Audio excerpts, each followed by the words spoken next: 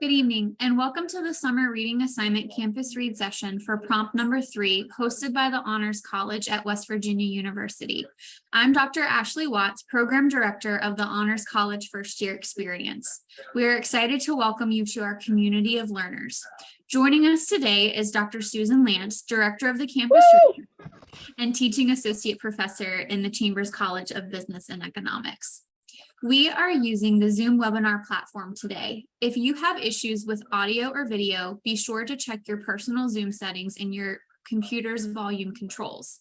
If live captioning has been requested, it can be viewed by clicking the CC button at the bottom of your screen. If live captioning was not requested, a captioned version of this recording will be available on the Honors website. And now let's begin our discussion. So with that, Dr. Lance, I will turn things over to you. Hello. So I am Susan Jennings Lance, and I am the director of the Campus Read here at WVU. And I work with the people who've chosen this particular book for us to read this semester. And I've been working with a lot of the programming around it. And as you well know, the book that we've chosen for the year is Yaa Gyasi's Transcendent Kingdom. Now, I'm assuming that everybody on here has at least started the book and maybe even you have finished it. And I'm just curious what you think of it. It's okay, by the way, to like it, and it's okay to not like it. It's okay to think it's horrible. It's okay to think it's wonderful, because the faculty and staff, some of them think it's horrible and some of it think it's wonderful. So it's all opinions are your own, and you're allowed to have those. I would very much like for you to just unmute yourself and tell us what you think. Just jump in. There are enough of it. There are a few of us, so it's not going to be difficult if you just jump in. And also, you can feel free to type out your thoughts on chat. So, what did you think of the book? Oh, the wrong screen is showing for me. Is it still the wrong screen, Ashley? Yes, it's showing B Corps. Oh, how nice. Okay, now you know my scoring rubric. All right, so as freshmen, if you have a rough day, the beginning of the semester, just think, at least you didn't show 14 people you didn't know your lesson plans for B Corps 299. Okay, can you see the book now? Yes. Okay, thank you. All right. Meanwhile, back at the ranch, what did you think of the book? Could somebody unmute themselves and tell me? I thought the book was wonderful. You enjoyed it? Yes, I enjoyed it a lot. Excellent. That's great. You found it easy to read and kept your attention and that sort of thing?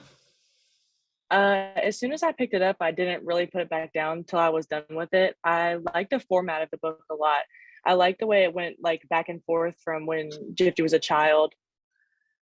Yeah, I like and then back to her life. Excellent. Excellent. So it was easy to read. Good. I'm glad you felt that way. So one person really liked it. Did somebody else really like it? Or did somebody think it was meh?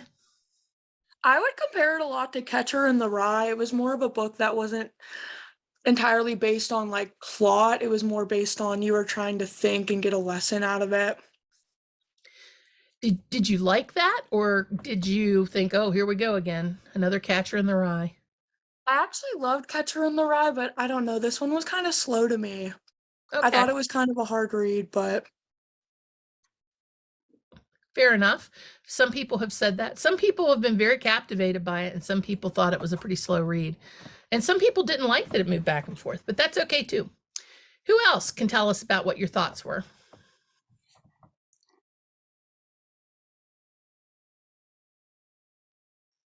And like I said, you can type it into chat too.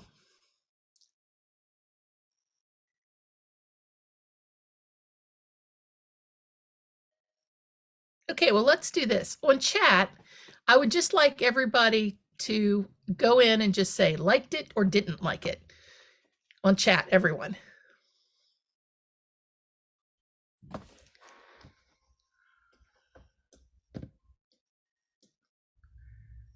Okay, one person really liked it, didn't like, liked.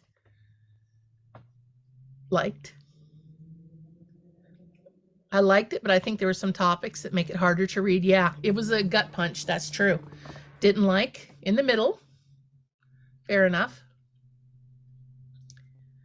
Not my style of book. Fair. Liked it. Liked it. So it looks like a lot of people liked it, and some people thought, yeah, it wasn't my style. I could live with it, but it wasn't, it didn't speak to me necessarily. And then some people really weren't into it at all. And that's pretty typical of every campus read we've had, I would say. So basically, the reason we have a campus read on campus, we used to have this thing called a common read, and hundreds of colleges all over the country have a common read where all the freshmen are supposed to read the same book and hold hands and sing songs of happiness and joy with the book and study it and bring world peace as a result of reading the book. And we used to do that with our freshmen.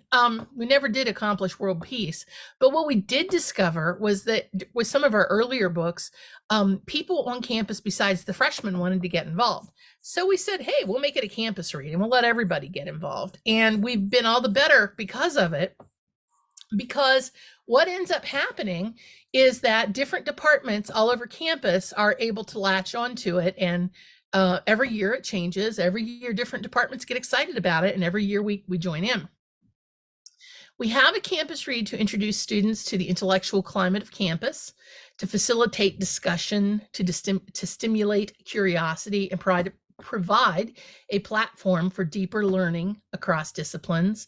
We have one to connect and acclimate students to their new environment and have a common intellectual experience. And finally, we have it to further WVU's commitment to diverse voices. And honestly, we want to help students find their own voices. And what we do know is that the more you know about who you are, and the more that you know about what your own narrative experience has been, the better student you tend to be in college. And one of the best ways to figure out who you are and to figure out what your own narrative voice is to read books. So there you go. That's why we have a campus read. As you know, Yaa Gyasi's Transcendent Kingdom is the campus read that we chose this year. We choose the campus read by having all of the, a group of faculty and staff, and this year some alums, got together, and we create a long list of books that we think might be a good idea, and we nominate, and people send us letters nominating and that sort of thing. And then we have a class in the fall. It's an honors class of usually about 10 or 12 people. And we sit down and we read, we have by this time whittled it down to about 5 books. We have the short list. And then we have our honor students read the 5 books and really recommend what they like and what they don't like. Inevitably, the faculty and staff, when they put together the long list, they put books on there that they really think students will enjoy. And it turns out that 54-year-old people enjoy them, but students don't necessarily enjoy them. Last year, we had a book on the short list that we thought, oh, this is a great book. The students will really get into it. And the students came back and said, this is the most boring piece of drivel you've ever given us. And it's 500 pages long. And it's about a middle-aged woman whose kids go to college and she braids baskets in the Native American style, and it's boring. And we said, hey, oops. So it's important that we have students in here to kind of help us understand what's engaging, because we're all at a different place in life and we all have different tastes in literature. Now, like I said, we try to pick books that are multidisciplinary so that different departments on campus can really sink their teeth into what's going on. In this particular book, as you know, there are themes of opioid abuse, which is certainly something that we study at West Virginia University in our public health classes. Black immigration to the United States, which is something that we study in political science and human geography. Mental illness within the family, which is something we study in psychology and child development. And of course, we talk about it a lot at our counseling center. neuroscience. We have a neuroscience department. In fact, we have the Blanchette Rockefeller Neuroscience Center at West Virginia University. So clearly that's a big issue for us. Sports psychology, which again, we have whole departments and we have people who have PhDs in sports psychology running around here. Grad school isolation, okay, the issue of being isolated during graduate school. The issue of reconciling science and spirituality. Can you be religious and also believe in science? Do these two things have to be mutually exclusive? Which, if you've read the book, you'll understand is a huge issue for Gifty. The first generation experience. Gifty's a first generation student, and that is something we pay a lot of attention to at West Virginia University. And adverse childhood experiences. Clearly, Gifty has had some adverse childhood experiences, but she's not the only one. A lot of us have too. So these are some of the themes that we have been working with the book. Now, I'd like to share with you some bookmarks that we would normally be passing out to people, and you may actually see at some point in the near future. But these are all quotes from the book. And I'm wondering if you could look at the quotations and see if there's anything in here that you find intriguing or that you find interesting, or that when you read it, you thought, oh, yeah, that's kind of cool. I might underline this. So I'd like everybody to take a minute and look at these passages.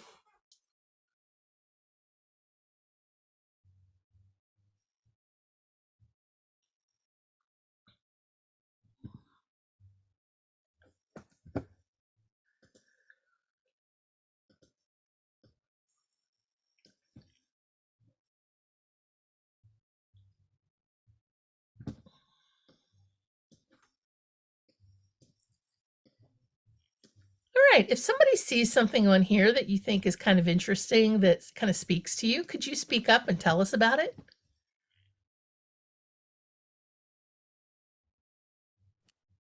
That very first quote really stuck with me the very first time I read it. I don't know why, but it really hit home for me.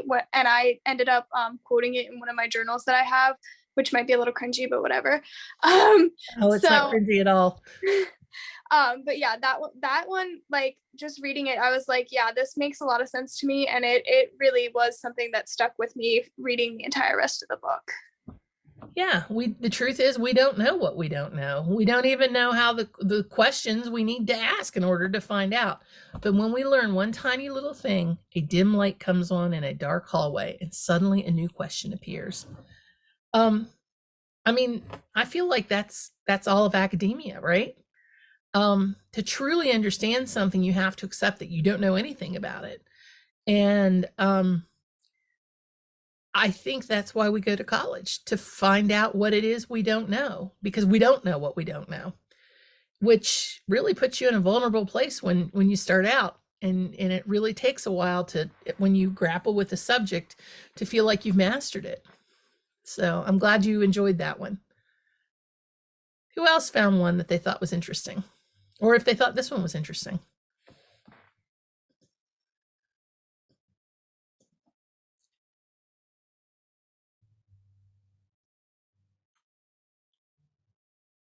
Also, feel free to answer on chat.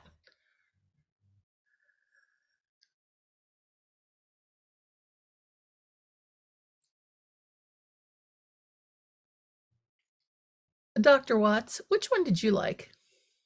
I liked the middle one there. What's the point of all of this?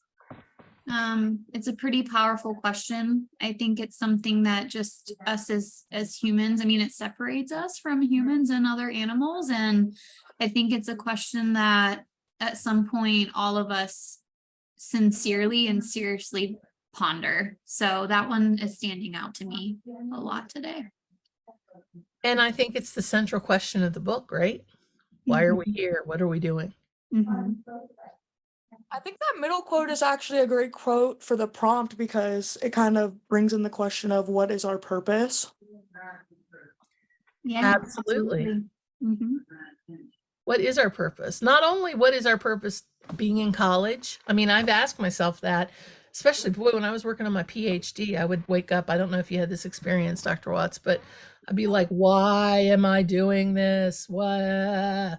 Yes, I did. You get to a certain point there that you're a little crazed. But Yes. I mean, I think we ask that question. I think a lot of freshmen say, why am I sitting in this classroom? This has nothing to do with my life. I feel very disconnected, right? What's the point?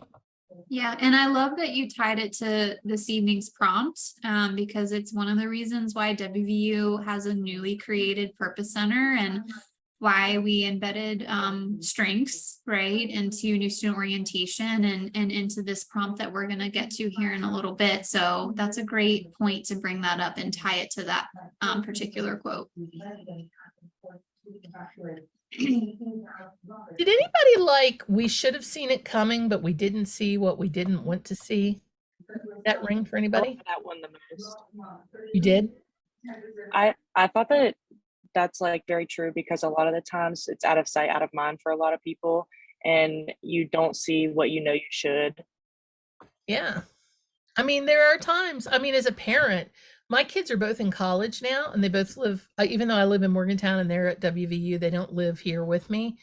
Sometimes I don't want to see what's going on. There are some things I just don't want to know about, and that's okay, right? But also you have to be careful because if you do too much of that, you can end up with a bad situation on your hands, right?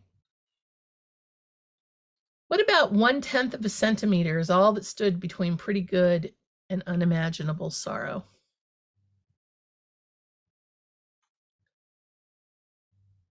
Can anyone relate to that one?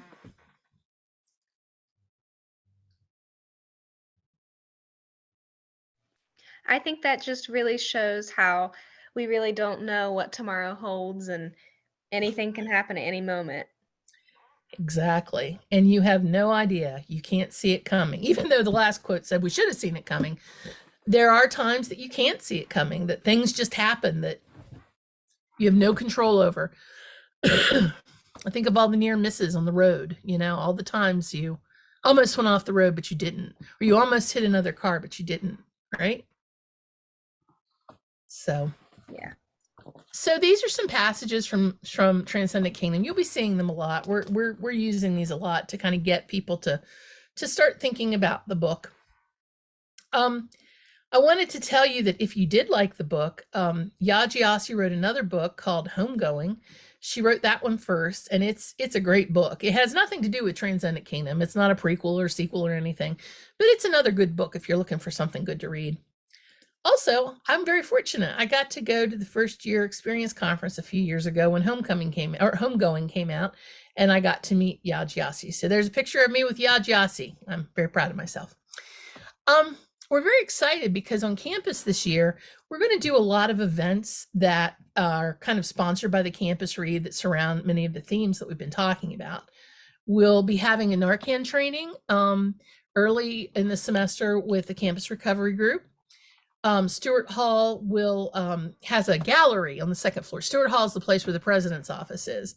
And there will be an opening reception to that gallery experience on September 19th. And I'll probably be baking cookies for that. So if you want my cookies, please come. Our friends at the Caruth Counseling Center will be doing some work with mental illness and trauma within the family. And we're also going to do an event where we explain to you how to put together a gallery walkthrough.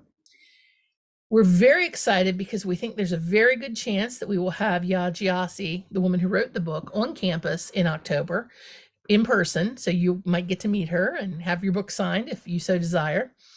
We're also going to do a program, a panel about spirituality and science. I mean, how you can look at those two things and can they both live within your ethos, right? And then finally, we're putting together a panel about people who've written about opioid abuse in Appalachia.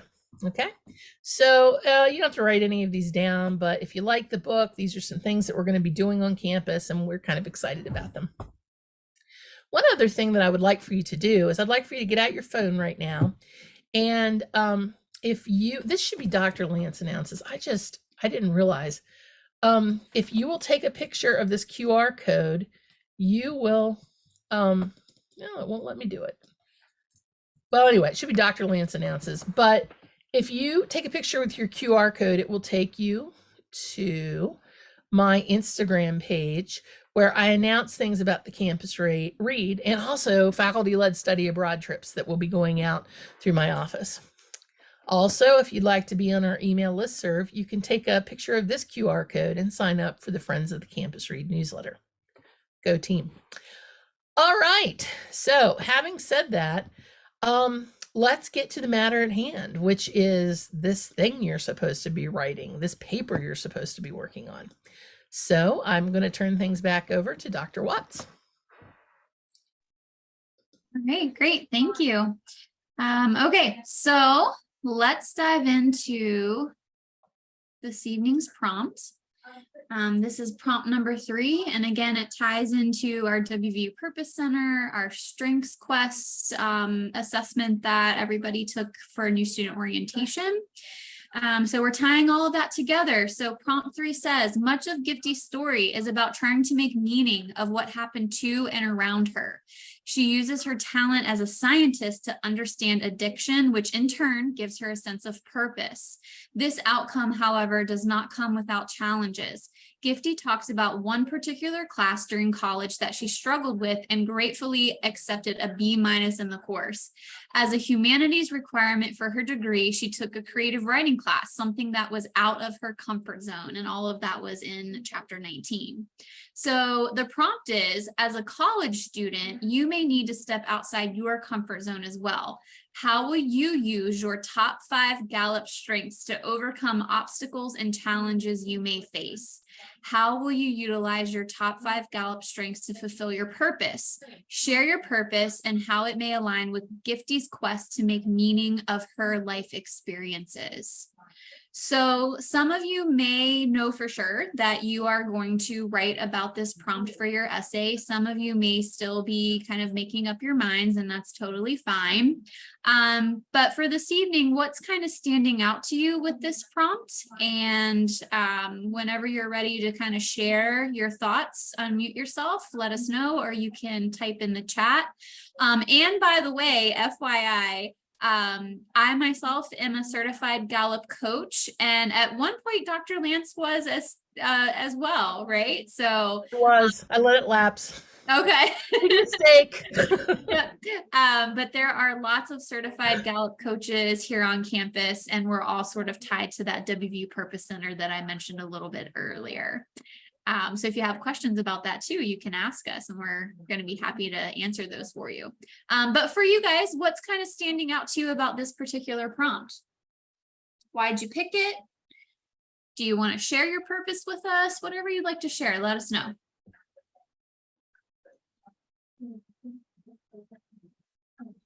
I picked it because my strengths are very similar to Gifty's strengths, so I just felt like it would be really easy to compare my purpose with her purpose.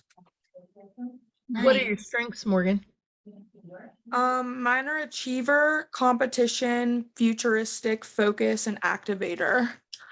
So all very similar to Gifty. And not a surprise that you were the first person to answer. Okay. That activator there. Yep. Yeah, I have activated. And achiever. Yeah. Yeah. Maybe Get it laugh. done. Futuristic. Got to get it done. Looking yeah. forward. Yeah. Yeah. Absolutely. Very, very cool.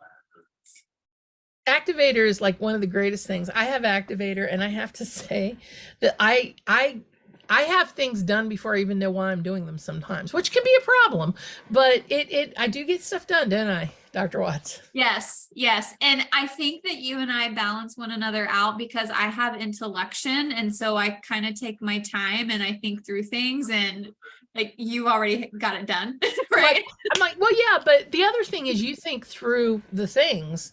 Yeah. And you've got to be like, one problem with activator is, first of all, like you're moving so quickly into the future that a lot of people haven't caught up with where you're headed, you know, Right. but also a lot of people like to really kind of think it through, and sometimes you miss important things. So Mhm. it's good to have somebody in your corner Mhm. who doesn't have that skill, because they can Mhm. really help keep you grounded. Yeah.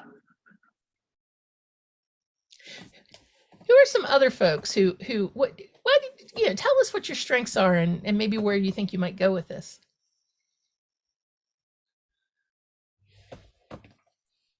I'm writing about knowing the bad parts of your strengths and how to counteract them, because I think Gifty needs to do that a lot, and sometimes she doesn't. Like when she was in class, she never spoke out, but I feel like she could have had a lot to say. Yeah. And she could have helped other people too. I don't know because I'm not involved with what they're doing with strengths with like at orientation, but you know that for all the strengths there's like a shadow strength, like there's like a basement part to it where if you're not doing the best thing that you possibly can with your strength, that sometimes it can become a problem. And I'm fascinated by that actually. And there are podcasts about it and a lot of interesting information on the internet about that if you're interested. Yeah, the shadow side of your strengths where you can underuse or overuse. And sometimes I even like to say misuse, right? Like one of my strengths is communication. I know that's a shock. And you have to be real careful if you have communication because you can turn into a gossip really fast if you don't try to use your, I always say you need to use your strengths for good and not evil. Right. Use your powers for good and not evil. Right. But Dr. Lance, I think that speaks exactly to what Camille was saying about recognizing and really, really understanding your specific strengths. And then also highlighting the, Gifty, it is kind of easy to tell like what her strengths could be and how maybe she underused them at times in the story. So that's a great point. Cool. Lily has pointed out that one of her strengths is belief. So she chose this prompt because she feels like it kind of aligns with Gifty's experience in reconciling science and spirituality. I love that. One of the great reviews I read about this book before I even read it said, "This is science in search of a soul." And I just love that. I love the idea that these things are not mutually exclusive and that you can have faith in something or belief in something that isn't totally explained by science. So there's a part in there where it says science couldn't explain everything and spirituality can't explain everything, but you can have both of them and that helps a great deal. So Lily, that's awesome. You're tying that together.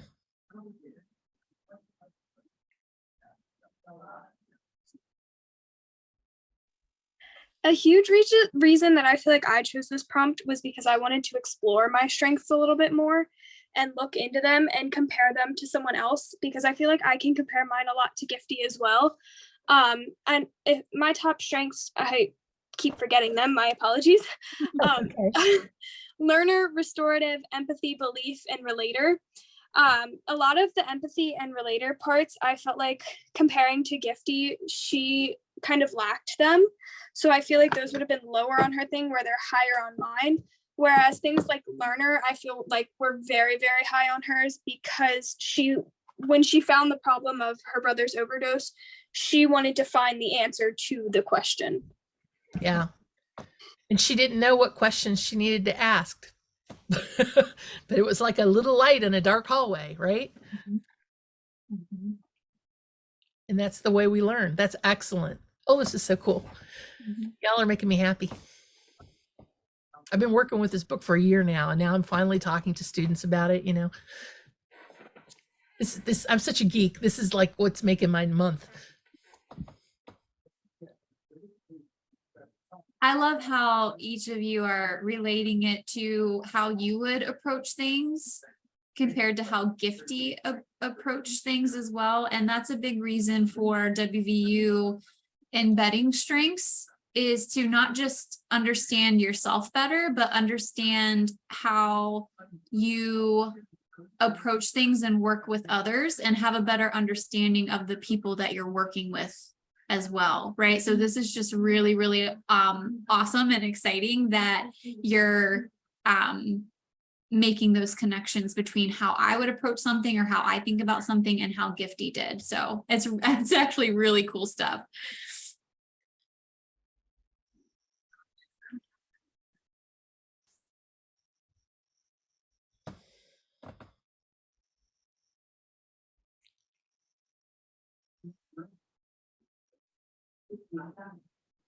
Anybody else have other thoughts they want to share?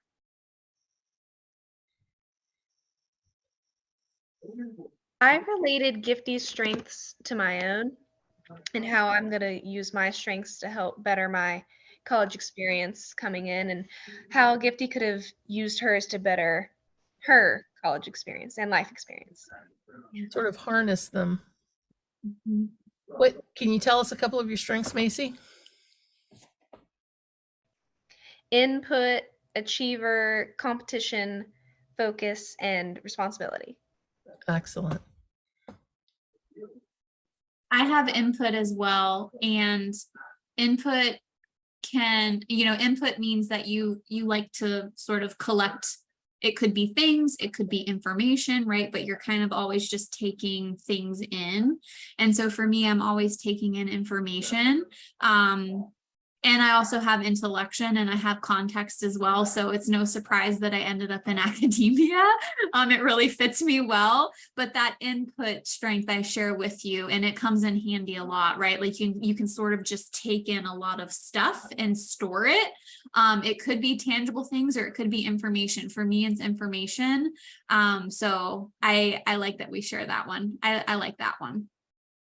Me too. Does anybody have ideation? I'm just curious.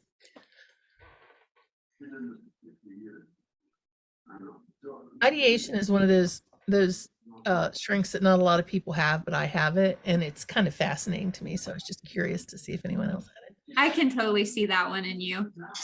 Yeah, and it's not a very common one, actually. So Yeah. Okay, well, I have a question. Do you have questions about this paper you're supposed to be writing? I do. So do you have any tips for me on just how to set up the paper? Because I feel like I know how I compare to Gifty and I have all my quotes. I just need help setting it up, basically.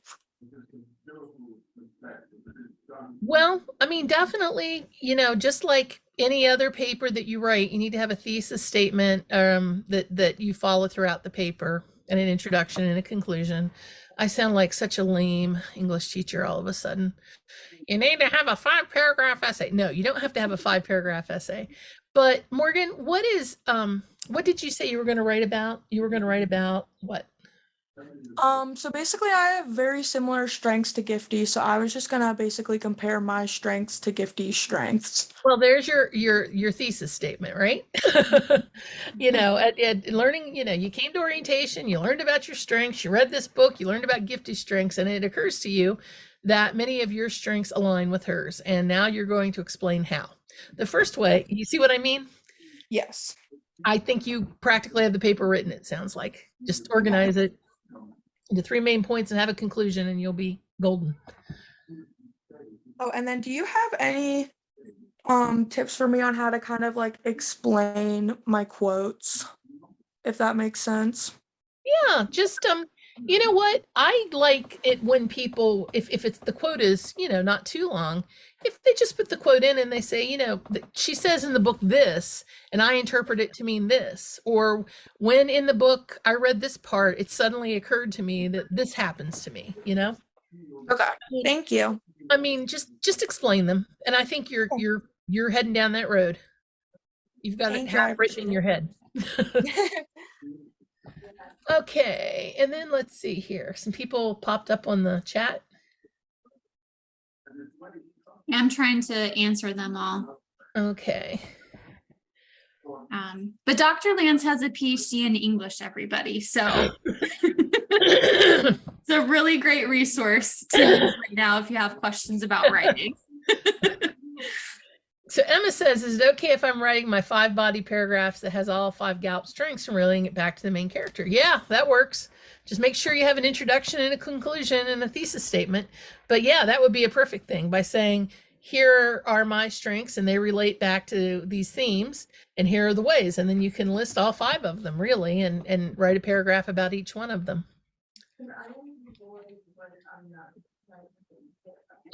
I honestly think a short summary would be no longer than a sentence. Mm-hmm.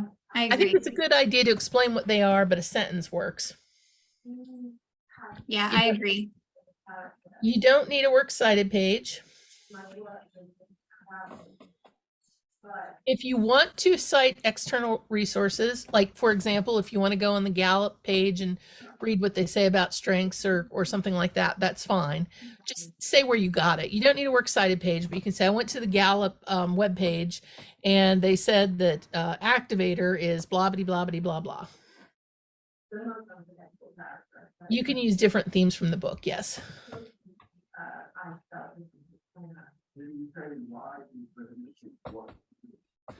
Other questions, or did we not answer one correctly? I mean, like, did we not answer it fully? So if you get a PhD in English, your dream is to get a job where you get to talk about books all the time. And I got that job. If you had asked me what I wanted to do when I was 18 years old, I would say, I'd just like to talk about books and read them. And that's what I pretty much do, isn't it, Dr. Watts? Yep. And here you are, Dr. Lance. And I travel. So there's that, which is the other thing I wanted to do. See, it's you activating your ideation because you come up with all these great ideas and then you just make them happen. So And then everybody says, what's going on? What is she over there doing now? That crazy lady. Any other questions for the good of the order? We're going to start the Ashley and Susan show here. Like Statler and Waldorf. yeah, we're heading that way for sure. Well, do we want to move on to the next thing then? Yeah, sure. Oh, there's one last question.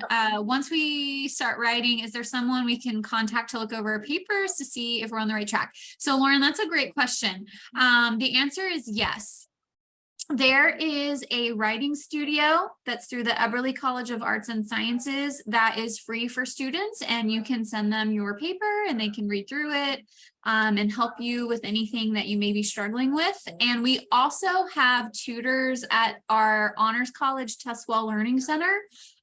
They officially open, the Tesswell Learning Center officially opens on Monday, August 21st. The paper is due the 25th. So if you want to just stop by the Tesswell Learning Center in Honors or Lincoln Hall, Monday through Thursday, 7 to 10, somebody can take a look at your paper then as well.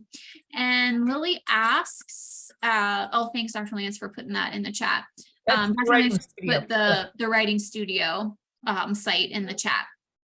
So Lily asks, will we be talking about the book when class starts too, or are we moving on? So for Honors College, the paper is due for your Honors 102 class. You'll be moving on, but also circling back around, right? So you'll talk about the book again in one of your classes or two of your Honors 102 classes. And then don't forget the events that Dr. Lance shared with everybody at the beginning of our talk. Those are going to be happening all semester. So if you wanted to go to one of those, and then if the author can come, all of our honor students will be going to that author event. So did you want to add anything, Dr. Lance? I'll just throw out there that when we have the author event, usually I'm able to get the author to come for what we call a class visit, which means I just find the super fans, because every year we have some people who are just like, this is the greatest book, I love it, who really, really want to meet the author. And sometimes then what we can do is we can invite them to a smaller event with like 20 students. So if you're a super fan, reach out to me or to Ashley and Dr. Watts here, and we will try to make sure you're included in that. So. Okay. All right. So this fall, I will be teaching the Future Campus Reads class. What we'll do is we'll take the 5 books that are on the short list for the Campus Read for the fall of 2024, and we'll read the 5 of them and we will talk about them. And it's fun. We get 5 books, we read them, we talk about them, we decide which ones are the best for our students, we decide which ones would not be the best. Sometimes I can score some free books for us. It's very exciting. And we have a good time. So I sure hope you can join us to do that.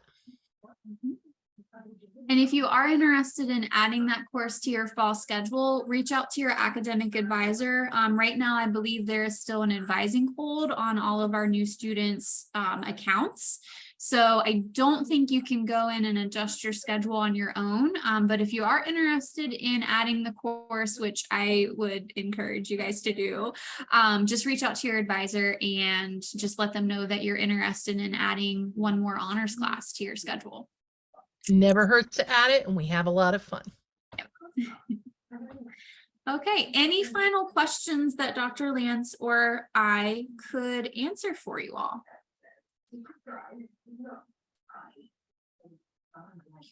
I did add our emails to the chat, so if you happen to think of something after we end the call here, please reach out and let us know.